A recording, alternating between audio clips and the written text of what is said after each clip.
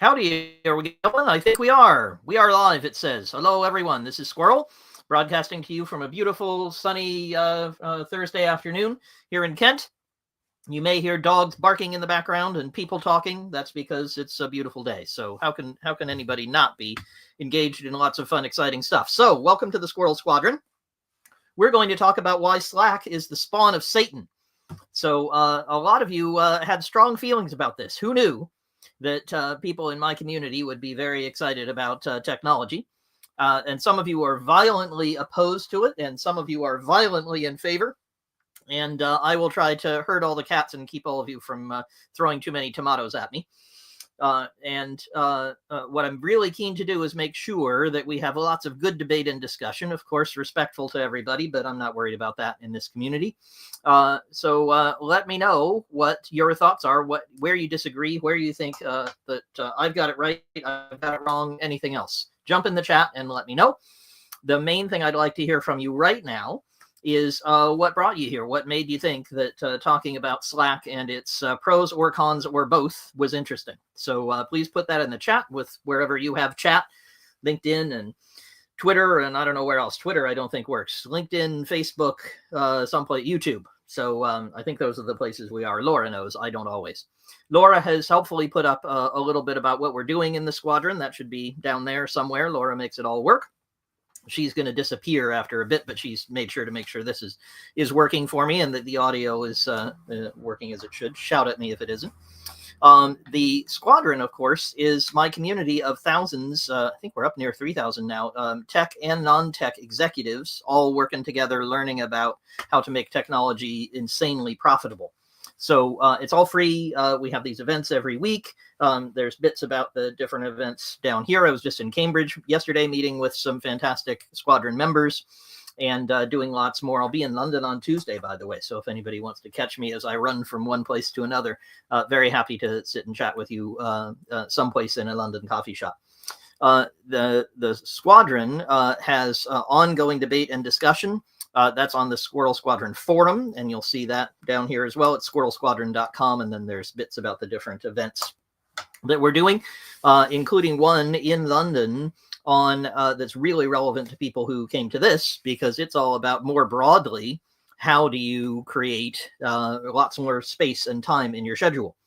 So if you're feeling like, hey, an extra day every week would be useful, you should come along to that, whether you can come in person because you're somewhere near London, or if you say, hey, I'd like to listen to the recording. Both of those work. The links down here, information about all the different events and so on is scrolling across your screen now. Laura's going to stop that in a minute, and then she's going to disappear because she has other places to be. But thank you, Laura, for making that happen here early. Say is here. Hi, Say. Nice to see you at the event last week.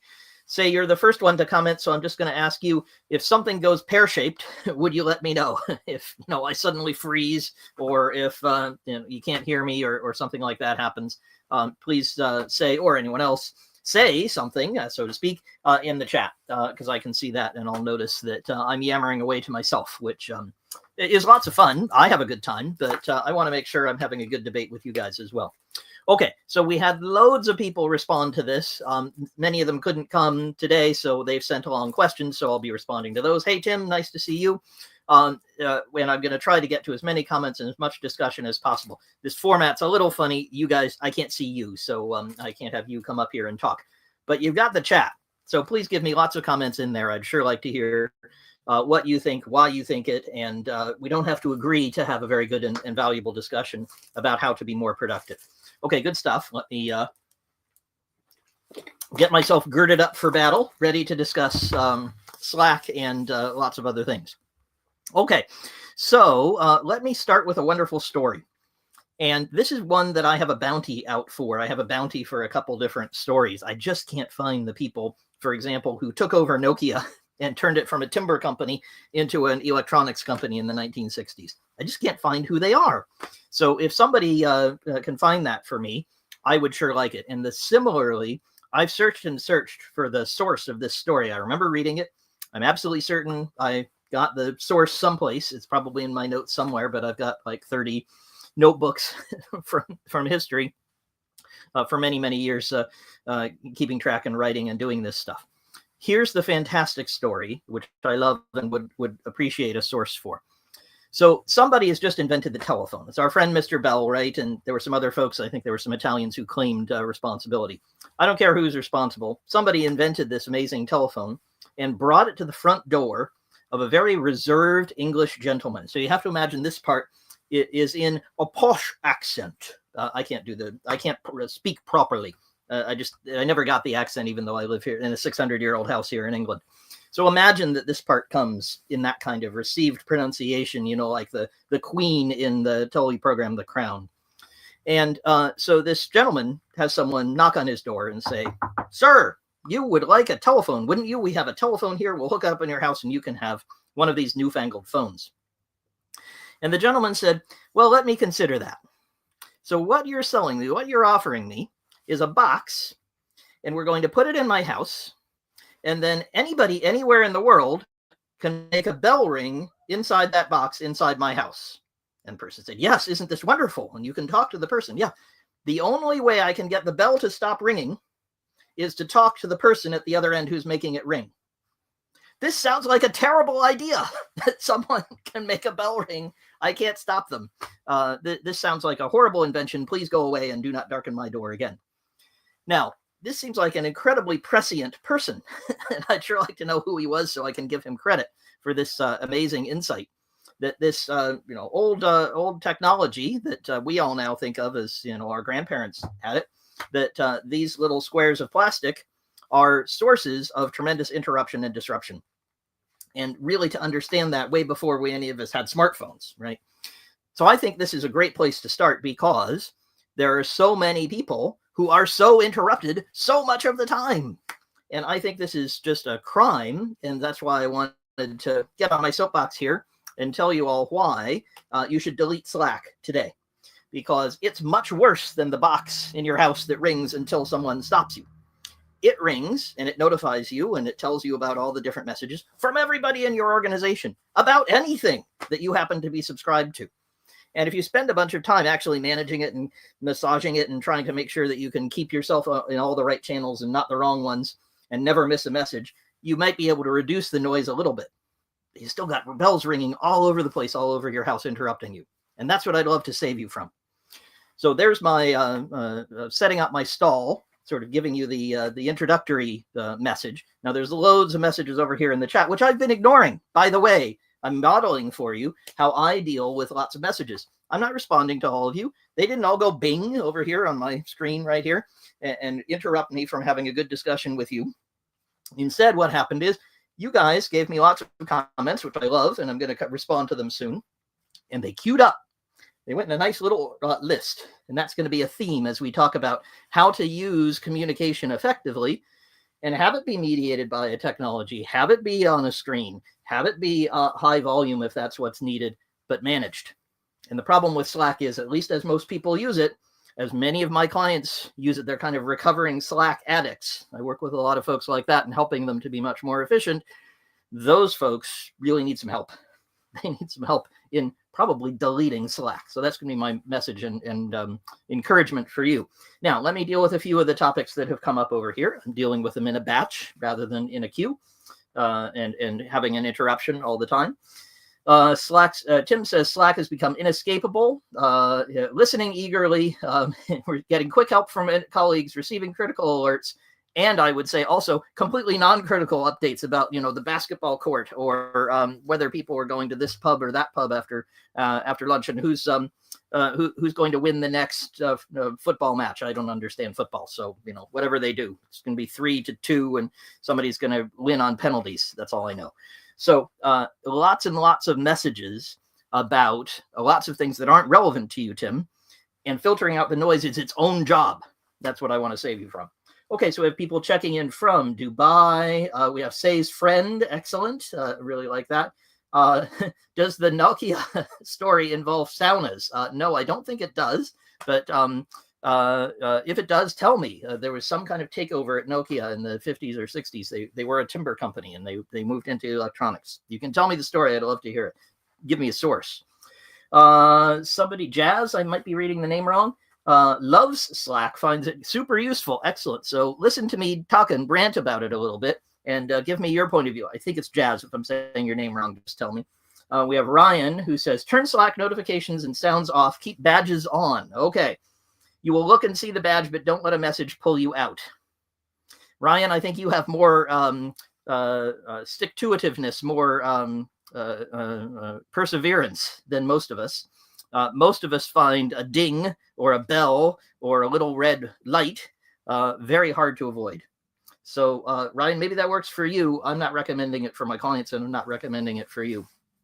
Try to eliminate the notifications instead of manage them. That'll be a theme as we talk about these things today. Let me give you a few more examples of stuff that interrupts us. It's ringing a bell in our houses, just like that story from centuries ago. I have a camera that's looking over a house that I'm renovating. I have some wonderful people fixing up a 500-year-old house. Living in a 600-year-old house wasn't enough for me, so they're working on that for me and monitoring it using these cameras. And guess what? The camera goes buzz on my phone pretty frequently whenever it detects motion. Well, guess what? I live next to a pheasant shoot. There's a gamekeeper, and there's people who come and shoot the pheasants. And so there's lots of pheasants who wander through my property before they get into the pheasant shoot. The smart ones survive, of course, and they move around and they trigger the cameras. So do badgers. So do people walking by. So does the postman. So I get all these notifications all the time on my phone, most of which I've managed and figured out how to turn off. But an awful high volume of interruptions. People coming along and saying, hey, squirrel, wouldn't you like to know that someone has just tripped over a ladder outside your property? No, I would not like to know that. I would like to know when there's someone who's trying to steal stuff from me, or when a neighbor comes around and they need a cup of sugar or something. That's the kind of notification that's actually useful. My cameras system, at least I haven't figured out yet, how to make it do that with minimal effort from me. And that's what you should be looking for. Again, we'll come back to this theme as we go. Ryan says, just a number on an app badge, no bouncing, no noise. Okay, helpful. But that's like turning down the volume on the bell in the box in your house that anybody can ring. It definitely helps. Let's make the bell quieter. How about if we had no bell? How about if we had different ways of communicating? We're going to come back to that. Okay, so the camera is one. Here's another sort of set of examples. So there are loads of stories and tales, especially I've seen it in comic books, of the trader or the newspaper man who has two telephones. And they're talking into one, oh, yes, buy. Oh, yeah, sell. And they're talking down two telephone lines at the same time. That person is trying to multitask. And it's a great dramatic effort, right? It's something you can do if you're an actor and you want to show that someone's super busy and really energized and so on. It's something you can do if you're a comic book artist and you want to illustrate that someone is overburdened and trying to do too many things. Talking on two phones at once makes a lot of sense dramatically. Makes no sense whatsoever for actual humans to actually try to do. Just try it. I encourage you, if any of you can actually talk on two telephones at once effectively, please send me a video of that. I would be happy to give you a bounty for an actual video of someone actually doing that and being intelligible to both people, right? It's not possible. You can't do it. And that's what Slack asks you to do. In fact, Slack asks you to keep track of 5 channels, 10 channels, 100 channels, and all of them are ringing bells all the time. All of them have the bouncing messages. All of them are trying to vie for your attention. And guess what? It's like talking on 2 or 5 or 10 or 100 telephones at once. That doesn't work. So my message to you is, if you're insisting on using Slack, and I'd rather you deleted it, how are you going to manage it so you have one channel of attention? You're talking on one phone at a time. If you can get to that, you probably can somehow muddle through, although I don't see why you would need Slack if that's what you were able to do. We'll come back to that. Let me give you other examples. So I used to work with traders. These are the people you might see in something like The Wolf of Wall Street or Margin Call. I can't remember what the other ones are. There are movies about this if you've never been on a trading floor. If you've been on a trading floor, you'll remember because you had to duck. And somebody was throwing a phone at somebody else and somebody else was, shouting across the room. There's an awful lot of activity on a trading floor. And one of the things you'll notice is all the traders, all the people, buying and selling and making deals all day, they all have tons of monitors. They have like 5 or 6 or 7 monitors sitting in front of them. And I remember when I started selling to these people that I realized pretty darn quick that my user interface had to be really easy because these users had no time to go sit around and try to figure out where my app was on their screen. They needed the information, needed to be front and center, and they needed to click just one button to get what they needed.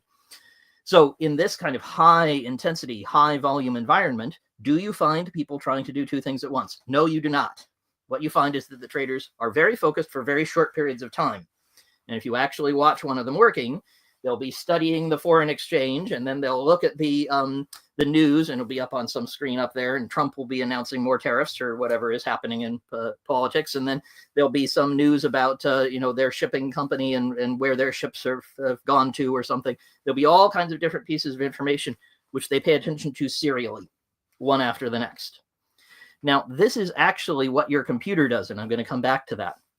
But I want to give you one more example so you can have this in your mind. I feel like I need a lot of social proof here because there's so many folks who were telling me, oh, Slack is wonderful. I love Slack. It's really so valuable. You got to really make a strong case. I'm trying to tell you lots of examples of people who don't use things like Slack that go off all the time. Air traffic controllers are another. If you study how air traffic controllers work, they have to multitask. They have to do a whole lot of things and make sure this airplane gets to the right place and it doesn't run into that airplane, which is trying to land, and this one that's trying to take off. But they time slice their time. They slice it up so there's a little bit here, and they pay attention just to this aircraft, and they make sure it's at the right height. And then they switch, and they go to this next aircraft, and make sure it's landing, and it's got a clear path. And then they make sure that somebody else is taxiing correctly, and all the other bits. But it's one at a time. And the problem with tools like Slack is they try to make you feel like you can actually do all these things at once, and you can't. I will give you just one more example because it's funny. It happens to be sitting right here on my desk. This is an Echo. You say Alexa to it, and it talks back to you. It's wonderful for my wife, who happens not to be able to see. It's also very convenient when you want to convert something or multiply something, or you want to know what the latest news is. Very convenient. It's not plugged in, right? And it's not plugged in on purpose, because my wife has discovered that she can send messages through it to announce to the whole house something that's happening. I'm out here in the shed doing this with you. I don't want to be interrupted like that. Even if she has a message for me, I want her to actually take the time to come and knock on the door and say, hey, the house is burning down or something. I do not need a message coming in on the Echo telling me, hey, we're going to have this or that for supper, right? I don't need that. It would interrupt me from my focus right now, which is talking to you guys. And that's benefiting you. I think you're having more fun because I'm not on the phone trying to do seven. I thought I was, I had one idea. I thought I'd try to answer 7 phone calls during this call. I thought that would be too distracting. But if I were, imagine how bad this would be, right? You guys would all be annoyed with me for not paying close attention to the service I'm trying to give you here. And you'd be right. So there's a whole bunch of social proof, whole bunch of examples of people who are very, very, very busy, and they do one thing at a time. They do not have, we do not use Slack for air traffic controllers. If we did, we'd have a lot of crashed airplanes. Okay, so that's my argument for how people don't use Slack. I'm now going to give you some arguments about what could be better. What would a different world look like, and how could we work in a more effective way? I'm also going to try to respond. Who said this? Say says it's the opposite of avoiding distractions. It's full of distractions. Too easy to reach out to people and comment on or ask about things without taking a moment to think first. Say, I think that's brilliant. That's exactly my point here today. So I'm glad Say agrees with me. I'd love to hear from people who disagree with me, so we could have an interesting debate. Maybe I'll learn something. That would be good. Leo says Slack's bell only rings until you've picked it up. Leo, that's the problem. I don't want to pick it up. It rings until you've scrolled the whole channel feed. Oh, I see. Leo's agreeing with me. Sorry, Leo. I thought you were saying that it was good that when you read it, it would go away. No, until you've gone through everything, every message. You're exactly right. It's not just it's the one message that makes the bell ring. There's many, many messages, and you only get the notification to go away, which gives you a little dopamine hit. You feel like you've done something when you've read everything. Don't try to read everything. It'll kill you. Okay, that's my point. All right, Leo, sorry, I was misunderstanding your point there. I think we're agreeing.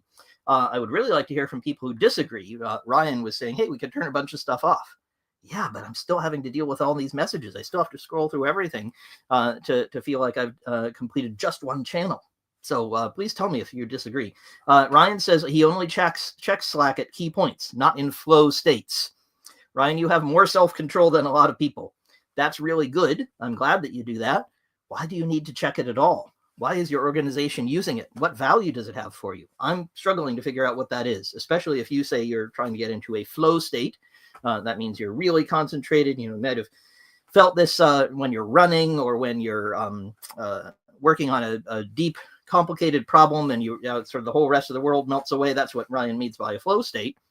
Well, having a bell ring in your house that nobody else can stop unless you talk to them, that seems like a really good way not to be in a flow state. So why have the bell, right? What does it actually do for you? Say agrees with me. Ryan is very disciplined. Great. I'm in favor of that. Can you apply that discipline somewhere else? Okay. Love to hear more argument and debate. That's what I like. We love here at the Squadron. Let me give you a couple of examples, both of kind of positive and negative practice. So something I see from people often, and they'll come, I'm just starting some coaching with somebody today, and I've had some other folks I'm talking to about these same kind of goal setting activities. They often refer to the outputs or the activities, things like build feature X, or talk to customers, or get this new database up and running, get a integration going with this partner. There's all these sorts of outputs, all these sorts of things that people do. They're activities. Activities are great, and no customer ever bought them. No customer ever bought a database. No customer ever bought a user interface. No customer ever bought a Figma diagram showing you a fantastic design. Customers buy outcomes. They buy results, things that actually happen, that reduce their costs or increase their revenue or change their customers' experience or something else like that, something good that happens for them. And so what I counsel people against when they do things, excuse me, oh, maybe I'm going to sneeze. Sorry. I'm allergic to activity metrics, you can tell. And the reason I'm allergic to them is they guide you to do the wrong things. And if your metric is complete this many features, do this many story points, phone this many customers. Imagine if you hired a salesperson, and the salesperson said, I'm going to phone every client in the world. I'm going to phone everybody. I'm really great at making phone calls. That would be a terrible metric, because they might just phone the person and annoy them and make them hate your company and then hang up. What we want is for them to have successful phone calls that turn into demos, phone calls that turn into better relationships, phone calls that give you better referrals, something like that. You want an outcome, not just an output. And one of the things that Slack is very good at doing is making you feel like you did some work because you read a whole bunch of messages. Hey, I did this thing. And as I was referring to before, you get this dopamine hit. You get this little hit, and we all are experiencing this so much. People who build the user interfaces are really good at this. Facebook will say, oh, you have 7 messages from your friends. Well, I can't ignore my friends. I've got to go look at those messages. Oh, now it's down to 6. Now it's down to 5. I feel good. Oh, now I'm down to 0. Oh, good. I read all my messages from my friend. I didn't do any work, but I did read all my messages. And that dopamine hit, that feeling of accomplishment, is really insidious. It's really perfidious. It's really getting to us and misleading us. And what I'd like you to do is to get into that flow state that Ryan referred to, where you can really do some thinking and maybe change the need to have any messages, to change the product line so you're selling something different, to change the architecture so it's much simpler and you need fewer engineers, fewer people to be chatting. There's lots of things you could be doing that are, and I'm really talking to the executives here, the main folks who are in the Squirrel Squadron. If you're leading a team, if you're leading a group, if you're influencing many people in the organization, the last thing you want to do is to be extremely busy and getting dopamine hits from reading messages. It would be much better if you read a lot fewer messages and got a whole lot more done. That's my argument to you. And let me just give you one more illustration. Your computer, the one you're watching me on, almost certainly, if it's any kind of modern computer, has several different cores in it. So it really is a collection of several different computers, all on one chip, all on one die. And each of those computers can only do one thing at a time. Now, that's surprising because if you go dig into how computers work, you will find that they do a thing called time slicing, which is similar to what I was describing for the air traffic controllers and the traders before. They do a little bit of stuff in one program. So right now I have StreamYard running, and it's showing me the picture here, and it's transmitting my voice to you and all those other things. But also I have my email client running. I also have the video I was watching previously with a very bright guy called Alan Weiss talking about very interesting things. So I'm not playing that right now, but it's up on the computer, and the computer is checking, have I clicked play? And when I get around to clicking play, it'll play me Alan Weiss again.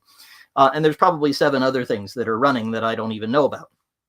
All of those things are not running simultaneously, that the computer does a few milliseconds of one and a few milliseconds of the next one, and a few milliseconds of the one after that. You're not a computer, so you can't divide your time that finely.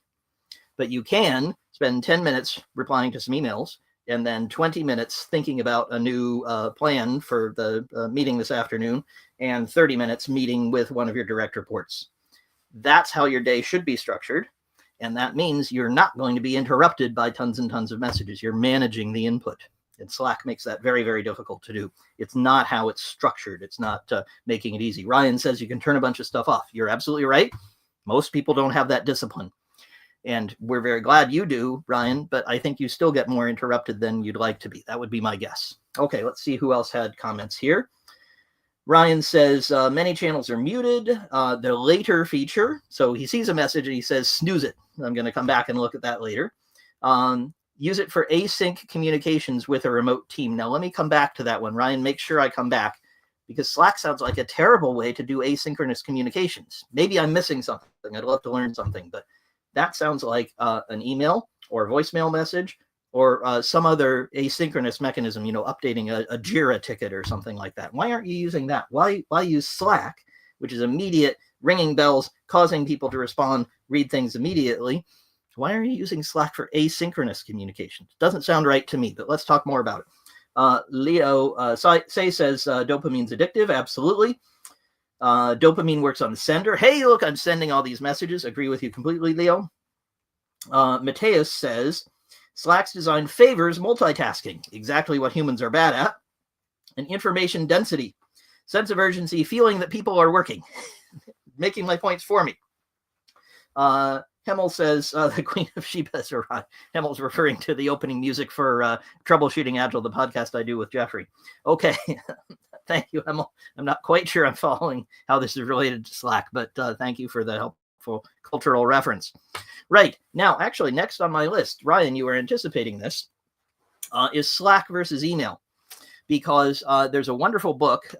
Laura's gone. I'll try to make sure to remind her to include a link to this in our follow-up email. But I highly recommend that all of you read a book, maybe over Easter, by a guy called Cal Newport. Very wise guy, has lots of interesting ideas.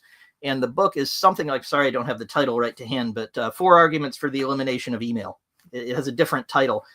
It's actually a spiritual follower to a book whose title is close to that, 4 Arguments for the Elimination of Television, which was a book in the 1970s. Also a very wise and well thought out book. But Cal makes the argument that email itself, which is an asynchronous communication, doesn't cause quite so many bells, not so much dopamine, kind of a lower key Slack. He argues that even email is not a good solution. So I encourage you to read that. Today's topic is Slack, not email. But I'm going to be covering how to manage email in that live London event that I referred to earlier. So if you either want to come to London or you want to see the recording, check that out at squirrelsquadron.com. I'm going to talk about how to get a day back every week. So it's like you have an 8-day week instead of 7 days. How could you manage that? What great benefits would you get from that? One of the many things that we're going to talk about there is dealing with email in a much more efficient way, so you are not constantly distracted by it. And guess what? One of the primary chief recommendations is going to be is delete Slack. Get rid of it. You don't need it. Use something else. Now, let me compare them, because my focus is on Slack and why it's the spawn of Satan today. And I'm going to do that in the context of Ryan's suggestion, which is, hey, I use it for async communication. I have a remote team. They put up a bunch of Slack messages, and then when I wake up, I go read them. Ryan, you're nuts. Why are you doing that? Because email is really good at asynchronous communication. It's designed that way. It was designed for people over very slow networks, possibly after a nuclear war. If you go into look into the origination of the internet, it was supposed to survive, different places being knocked out in a military context, where people were trying to coordinate troops. And in that context, you didn't necessarily have to get the message fast, but you had to make sure you got it and that it stayed somewhere in a queue. So you could say, hey, I have to move this infantry unit over here for this military purpose. And of course, we've evolved a lot past that, but we still have the same instinct. We still have the same intent with email, which is I want to send you something and I want it to stay there. I want you to respond to it. I want it to be in your queue. And so the nice thing about email is it makes a nice natural queue. It's not perfect. Cal has some very good arguments against it, but at least what happens is you get a message and then you can deal with it much later. That's what asynchronous communication is supposed to be. So why are we using Slack, which gives us a huge number of messages all in a whole bunch of different channels, and you're waking up and you're dealing with those for half an hour or an hour or longer each morning? Ryan, maybe you're using it in a very different way that I don't know about. I'm happy to hear about that, but that sounds nuts to me. Email seems to make lots of sense for asynchronous communication, relatively high density. In other words, each message might have a lot of info in it, which is good. So you can deal with one at a time. You can slice the time. I'm dealing with this email and then that email and the next one, not trying to deal with 7 different channels or 70. And it's very good for asynchronous because someone can send it at 3 in the morning and you can respond at 3 in the afternoon. That sounds much better than Slack, which, everything scrolls up and people miss things, not to mention a lot of other problems that we've talked about. Let's see. Say says, where are the hardcore Slack fans? Let's see. Ryan says, we use Slack and not email. Email's way harder to deal with than Slack. Ryan, I might be using email wrong, so we can certainly talk about that. People treat email as a task list, and it's really hard not to. Last in, first out task list for most people.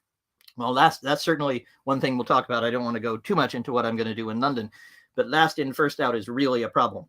People might know that from economics. If you're a finance person, that's how you, one of many ways you can do inventory. The last in is also the first one to go out. So that's what you depreciate and what you, how you value what you have in your inventory. You can also do it first in, first out in other ways. But what happens is, of course, in email is that you have a kind of typically an ordered list of the things, and the most recent one is at the top. So Ryan is right that people will then take the first one on the top and start dealing with it. Not a good idea. It is not a cue of the priority order of your work. It is, however, a cue of stuff that you might want to work on, and it stays there. It's persistent.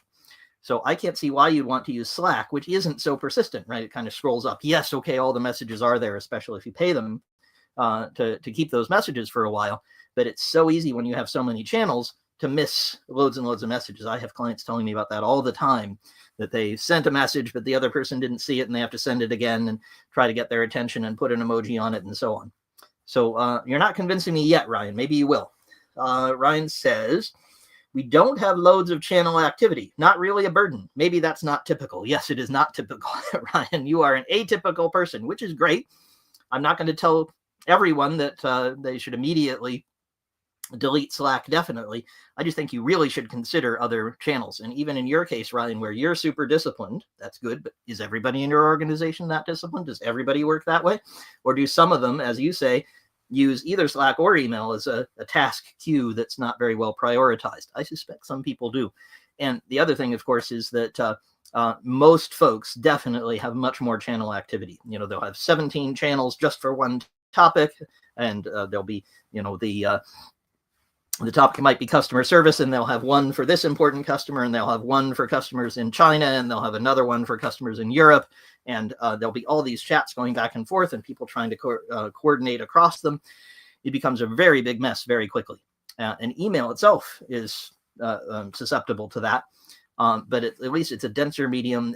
People don't tend to make as many short messages, and they don't tend to scroll off the screen in the way that most folks do. So Ryan, I'm glad that you have lower channel activity and you have good discipline. Most folks don't, and I suspect you could even do better with less volume and less need for reducing the distractions. Okay, Hemmel says, Scott Henselman's Scaling Yourself talk. I don't know about that one, but I encourage folks to check out Hemmel's a very smart guy. So listen to Hemmel. That sounds interesting. Culture around Slack matters a lot, says Leo. I agree. So if you can create lots of safeguards and boundaries and guardrails around Slack, you probably could get better results from it. Why not use a tool that already has those? Why not use mechanisms that work better? That's what I'm confused about. Let's see.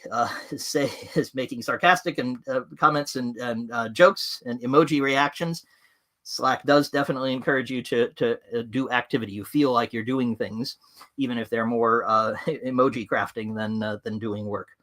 Channels are really bad if you throw a message into the ether and hope someone picks it up. Ownership bystander problem. Well, the bystander problem, I've certainly written about. That's in Agile Conversations, because it's so easy for someone to say, well, that's not my problem. I don't need to touch it. The accountability is very important, so you know who is in charge and someone has agreed to do something with it. How do you do that in Slack? I don't know. If you send someone an email, it still can make it hard to see who's responsible. If you're using something like Jira or Monday.com or ClickUp or any of those kind of things, you can certainly assign something to someone, or they can accept an assignment and they can say, this is on my plate. That's much more semantically valuable to me to know I've sent this to Ryan. He's rejected it. He says he's not going to do it. And so I need to find somebody else. Maybe Say will do it for me. That's much more effective than sending a message, as you say, into the ether. And I hope someone picks it up. I hope someone's going to respond. Where did they respond? Was it in this channel or that channel? I get lost when I try to do that. I should say this. I should have said this at the beginning. I refuse to use Slack. When my clients say, hey, get on our Slack channel, you know, I want to be able to get in touch with you, I say, have you heard of telephones? Have you heard of email? And even better, can you pick up the phone and just call me? Because that's a model that, although I was making jokes about, 100 years ago, the ringing a bell in your house was a problem. A telephone is a single channel communications device, right? I can't talk, as I was saying at the beginning, on two phones at the same time. Anybody can do that. Please demonstrate it to me. I'd love to see you do it. The phone has one channel. It has one topic. There's one thing happening at a time. And so I love it when clients phone me, because I can concentrate all my energy and all my attention on that client, really help them, and I do it very fast. So I might be done on the phone with one client in 5 minutes. Another one is phoned in that time, and I'm helping the next one because I ring them back. I find that much more efficient because it forces a priority order. And I can do something like say, oh, actually, so-and-so is calling. I know they have an emergency. I'll phone you back. And I can thus shift from one to the next. That's tremendously difficult with Slack. It's even pretty tough with email. So I would suggest for any of you who are struggling with the volume from Slack, why don't you use the phone? That's another method that might actually force you to get out of the dopamine hits and the high volume activity metric, making you feel like you're doing work. Okay, let's see, more comments coming in. Ryan says we use Jira for stories and tasks. We use HubSpot and so on. Why not turn off Slack? Why do you need those things? Why do you need Slack if you have the other tools? Hemel gives us a link to the talk. Tim says he had to close Slack down. It was pinging in the background while he's trying to listen to me. Okay, great. Thank you, Tim, for illustrating why it might not be so effective. Say says that Slack works well as during all hands in a fully remote organization. It's a great way to encourage engagement in a live event. Now, Say makes a really good point, which I couldn't fit in, but I want to fit it in because it's so valuable. Back channeling in a meeting has both positive and negative impacts. So, there are people who do live commentary on Twitter. There'll be some event happening, the president holds a press conference or someone announces a new movie or something, and there'll be people commenting live and saying, oh, yes, I like that part of the movie, or, I wonder if so-and-so is going to be in it, or I like that person's dress or whatever. And there's a vigorous conversation going on. That can be valuable. That can be really interesting. It also can be very distracting because you're trying to pay attention to the actual presentation. So, and often if it's done in a negative way, it can actually really undermine whatever the communication is, because again, people are trying to divide their attention. Remember, I came back to even a computer, even the machine that you're listening to me on, each of its cores, each of the pieces of the computer can only do one thing at a time. Does it very fast, but it splits from one to the next, and it's only focusing on one at any given time. Humans are much slower and have the same characteristic. So if you're trying to pay attention to the back channel while someone is presenting, you might miss last month's figures. And therefore you're complaining about, 2025, 2024, we didn't sell enough, but actually last month sales were up, but not in my department. Hey, wait a minute, I needed to know that. So I worry that these kind of back channel methods can both be distracting, and sometimes they can be really negative. So you get things that are private and you have people saying nasty things about each other. And so it can really be toxic if used really badly. So I see this as both a positive and a negative. My preferred solution for that actually is to provide something that isn't Slack, but that is designed for this. And there are some good tools. I don't know the names of them, but some of my clients have used them. And they're forced to be public, for example, so you don't get kind of bullying or toxic comments in some kind of private discussion that's not very helpful. that you can have the speaker know about it and sort of respond to the questions. That's happening here, right? So you guys are here on a little sidebar for me. I'm not reading you. I'm not trying to read those and talk to you. I read them and respond to them, and then I talk to the camera. So I do the two things separately, and I slice my time. This is public, right? You can all see these comments. You're hearing them in live from me, and you're responding to each other and so on in a very healthy way. So say you're right, but I'd rather use a specialized tool as I am here. This is called StreamYard. That's how I do the streaming. And it sort of brings the chats together. And I find that much more effective. Slack as a generic tool tends to create lots of messages. There's private channels. There's all kinds of other things. The speaker really can't follow them because there's so many different things happening. If you want that kind of back channeling, and if your folks are as disciplined as, say, Ryan, and they're able not to be too distracted, I'd use a specialized tool. Hope that's helpful. Ryan says, Slack is mostly about asking a specific person a question or sharing something to a group of people, most of which should want to receive it. Okay. There are other tools that do that. For instance, if you want to ask me a question, my telephone number is on douglassquirrel.com. So you can pick up the phone and go, yo, Squirrel, I have a question. Similarly, I'm here answering questions from you guys every week in these events that I run for free. So there are lots of ways to ask me questions. None of them require sort of a big channel in which people can communicate. We also have the forum, right? Again, forces a priority order, forces a little more consideration and thought. And people ask questions there. They certainly get great answers from around the world. We have this big community. But what we don't have is sort of a constant pinging. I don't think the forum software even has a mechanism for pinging people. I hope it doesn't. If it does, please tell me and I'll tell people to turn it off. Ryan says, someone calling me out of the blue is way more distracting than a message I can pick up later. Now, that's a preference. And Ryan, I certainly respect that preference. I have a preference for the phone call because I can deal with it quickly. I can also let it go to voicemail and ring back. So that's how it works for me. And I respect it if you say, look, I'd rather deal with it asynchronously and email is better. Great, use an email. Why use Slack? That's the part I'm confused about. We're very welcome to just agree to disagree. I don't mind that in the least. I thought there'd be more Ryans around throwing tomatoes at me and saying, Squirrel, you're totally wrong. Somebody wants to come to Ryan's aid here and hold up the flag for Slack. I'd love to hear from them. So please make comments. Leo says we use Basecamp. DMs are tucked away completely out of sight. People are way more prone to commenting on tasks and announcements instead of spreading breadcrumbs. Okay, I like the spreading breadcrumbs. It's more like sort of throwing candy out there. It's like, everybody get a dopamine hit, read my message about, something that really isn't relevant to most of them. So glad to hear that. I don't know Basecamp in any depth, but I do know that it has a purpose of being less Slack-like. It is supposed to be more encouraging of focus. Let's see. So what I want to do is then deal with some of the other questions. It says, I use Slack for what you use email for, and I really don't like email. Okay, Ryan, you are welcome to your opinion. I think we're just going to agree to disagree, and that's totally fine. Please use Slack. I imagine Slack, the company is very happy with how you're using it, and it works great for them, and it sounds like it works for you. My advice to my clients is really, really consider how much damage it's doing to your organization. Because in almost all cases, and I suspect your organization has this too, even if it doesn't affect you, it's damaging to the culture overall. And it tends to create this activity metric, this focus on doing stuff that isn't really valuable to the organization. Okay. Here's someone agreeing with Ryan, prefers Slack over email, using it async as well. Okay, so there's two of you. Fantastic. There's probably thousands, millions of you because Slack is very popular. And if that works for you, I'm glad. Most people don't have that much discipline. So I'd look at how the organization deals with it. Oh, Ryan's coming back again. I love these comments, by the way. These are great. I love it when people disagree with me. I learn a lot, and I hope you are too.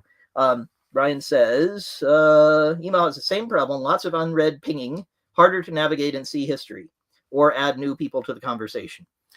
Let's see. CC seems to work pretty well for adding people to the conversation. I don't see a problem with that. What we don't have is sort of lack of control over who sees it. And we don't have people sort of jumping in from Mars, just coming in, looking in the channel and saying, oh, I have a comment on that.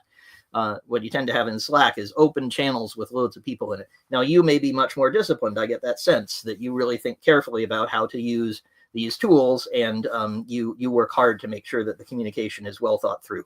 I can tell you most of my clients don't, and most folks are not as disciplined and skilled as you are. So fantastic that works for you. I find that email does work pretty well for bringing somebody into the conversation. I think Brian is saying he sees other C-levels, other executives. 5-digit numbers of unread emails. Loads of things got lost. Okay. I'm not defending email. Go read Cal Newport, and he'll tell you why email is the spawn of Satan as well. And we should all be coordinating in the tools like Jira by using phone calls, by going to see people and talking to them. So doing more deep work and more focused time that allows people to focus on just one thing for a long period. No, I'm not going that far. I'm just bashing Slack.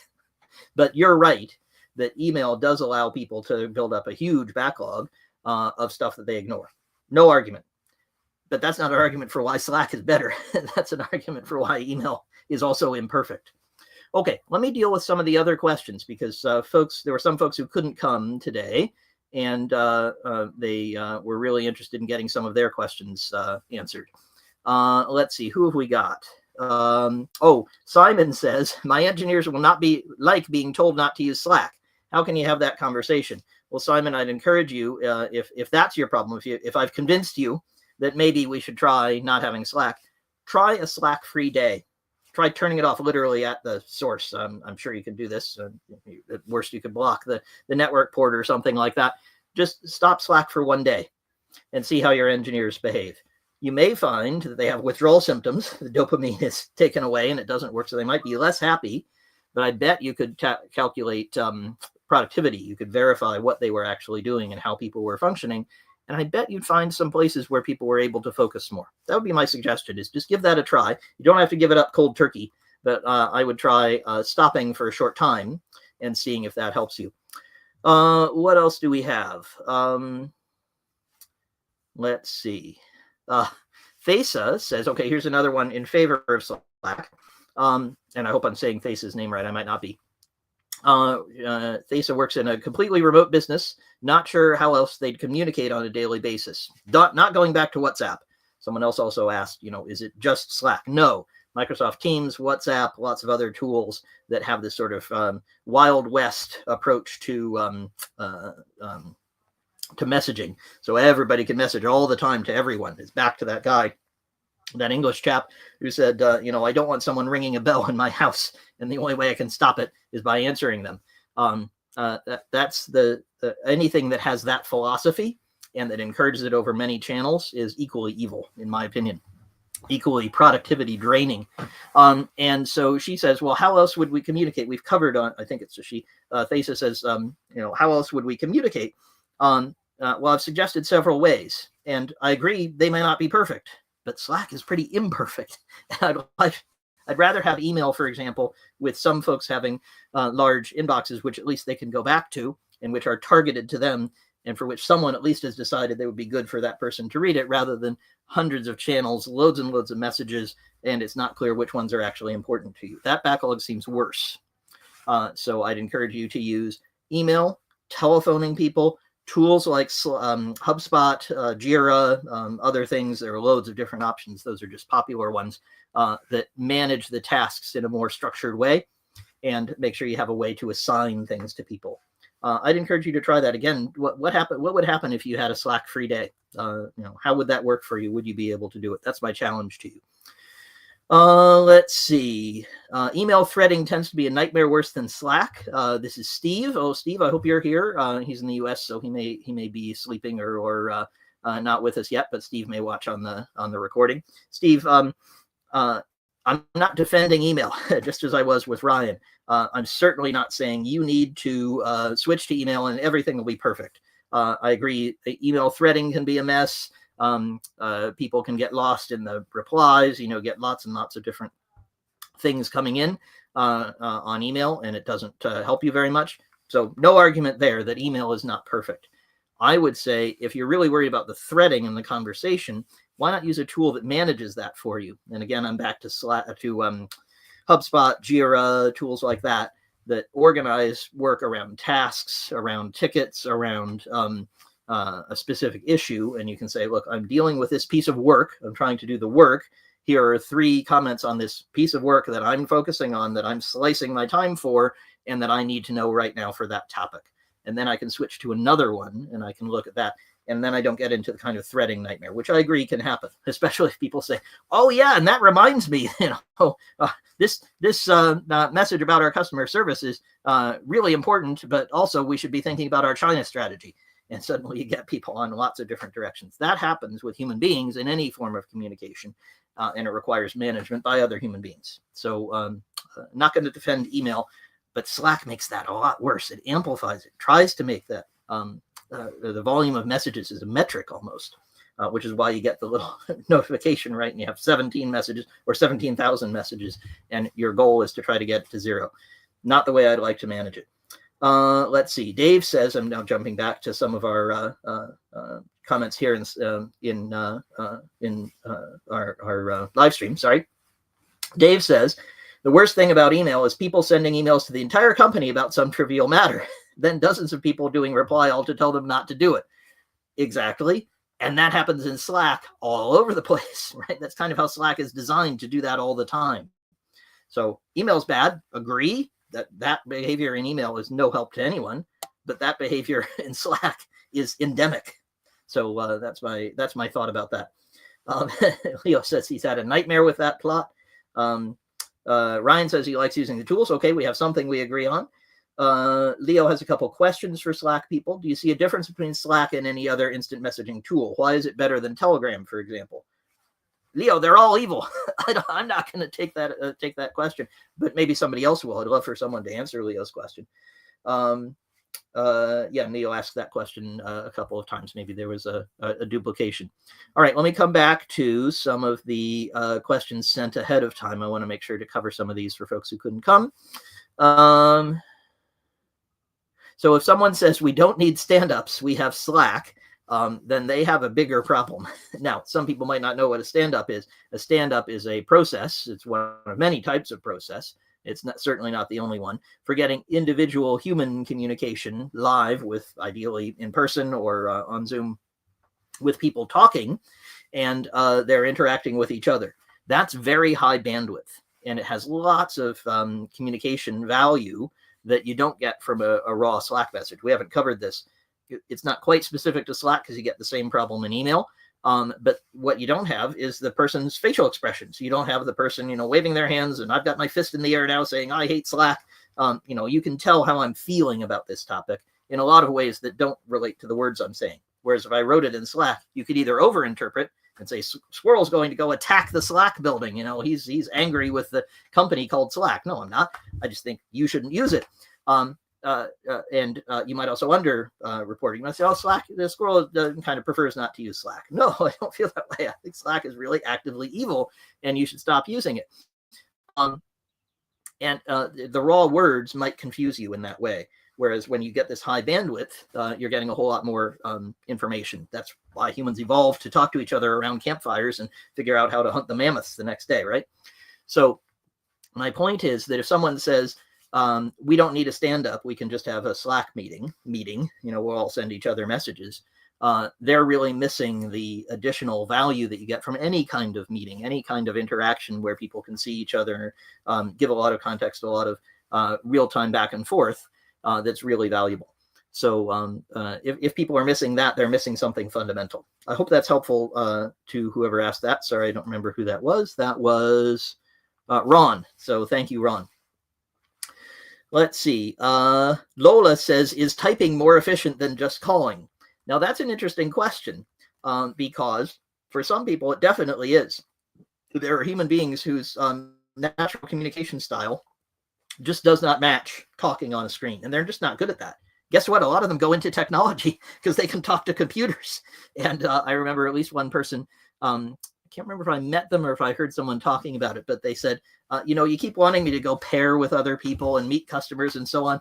I went into software so I would never have to talk to any other human beings. I only want to talk to computers. Now that's fair. Some people are like that. I respect that. And some of them are super productive and really amazing contributors, but you have to work with where they are. So for some people, typing is much more efficient than phoning. And as I said before, I have a personal preference for people phoning me. My number is on douglassquirrel.com. Any of you can phone me. I like it when people phone me. I find that I can be very efficient with that. But I know that's not the only view. I'm not right about that. That's just right for me. But for many of you, you might find that typing is more efficient. I just would love you to type into HubSpot or into Jira or Zendesk or even into some email, rather than typing into Slack, where your message, as we've talked about extensively, might go to way more people than you intend, might get lost in loads and loads of channels. It's just so much noise. It's like shouting in a crowded room. And, for some of us, that's really a nightmare. It is for me. I hate cocktail parties because I can't hear anybody because, there's so many messages coming through. I would much prefer that I can deal with one thing at a time. And that's what I find is most efficient and effective for my clients. Okay, let's see if we can deal with a few more questions. Then I want to make sure to fit in one more story at the end. So I'll do a couple more questions and then do that. Let's see, we have, we don't have any new messages in the chat. I thought I saw one come in. Good, so I can tell this story. So I happened to be revisiting a movie, and the movie is called Her, and it's really prescient. And it's from 2014 or 12 or something. It was quite a long time ago. And it anticipates all the stuff we're now having with AI chatbots and so on, because to spoil the plot just very slightly, the main character falls in love with a chatbot, essentially ChatGPT. And one of the wonderful things that happens toward the end, I'm really spoiling it, so if you don't want to hear this, mute me for a minute. If you haven't watched the movie, which is very much worth watching, especially now. But at some point, he falls in love with this AI, and the AI leaves him. And the AI actually, I don't know, is going to go to Mars or something. I don't remember quite how it worked. But the AI says, I'm not going to talk to you anymore. I've become sentient. I'm going to go, found a new society somewhere on another planet. And he says, oh, this is terrible. And the AI says, well, it's terrible. And it's terrible for a lot of people because I'm in love with 12,537 different people. I have relationships with all of them. Because, of course, it's ChatGPT or its equivalent, and it's busy multitasking and managing to talk to all these different people. You got a lot of heartbroken people when the AI disappears. The point of this story is that I don't think you can have relationships that are deep and meaningful and that help you to be very effective in your work with the number of people that you're trying to contact on Slack. You may not be in love with them. If you're in love with somebody at work, we got bigger problems. We should talk about that in another session. But you certainly should have high respect for them, a lot of understanding of them, high trust. You should be well aligned with them and have great accountability. I find all of that is very, very difficult to do in Slack because of the volume, because of the noise, because of the sort of nature of always scrolling through, always getting to more messages. And I'd much prefer that people had lower volume of messages and higher bandwidth per message. In other words, they're talking on the phone, they're looking at each other on a screen. They might even actually be in the same office and go chat to each other around the lunch table. What a crazy idea. And when I see my clients doing that, which they often get to by reducing or eliminating tools like Slack, they are much more effective. They have lower volume, they have lower activity, but they get much more output. So that's what I want to encourage you to do. At least start with maybe a Slack-free day. Experiment with that, see how that works for you. When I ask my clients to do that, they often find that they'd like more than one Slack-free day, and some of them actually delete it, which is what I'd encourage you to do. Okay, so I've annoyed some of you, I'm sure. That was my goal, and I've made some of you think that was really my goal. So I hope this is very, very helpful to all of you. And I see some more comments in the chat, which I'll let you guys continue discussing this. Look, we're going to discuss this a lot more, especially at my London event. So I'd encourage all of you to sign up for that. Just head to squirrelsquadron.com, which is down there. And I'd love to talk more about this and other ways to really give you back time, make your team much more efficient, really improve your technology use. And, some of you might convince me that Slack is wonderful. You didn't today. But I would love to have that debate with you. And you can do that not only at the event in London or at any of my other events, but also on the forum or just by getting in touch. I'm very interested in all your thoughts on these topics. I love debating them and discussing them with you. We have several more events coming up, including one I just want to advertise a little bit because we haven't talked too much about it yet. I'm going to be doing a Zoom call where you guys go get to try some vibe coding. You get on with an agent AI, and you actually write some code. Even if you don't know anything about code, you can write an application. That's what we're going to do together, where you can actually do it. So watch out for that one. That's on, I think, the 24th of April. There's lots more to sign up for at squirrelsquadron.com. And I'd love to talk to you again about any of these topics. Really enjoyed chatting with all of you, and looking forward to doing more of these soon. Have a wonderful day.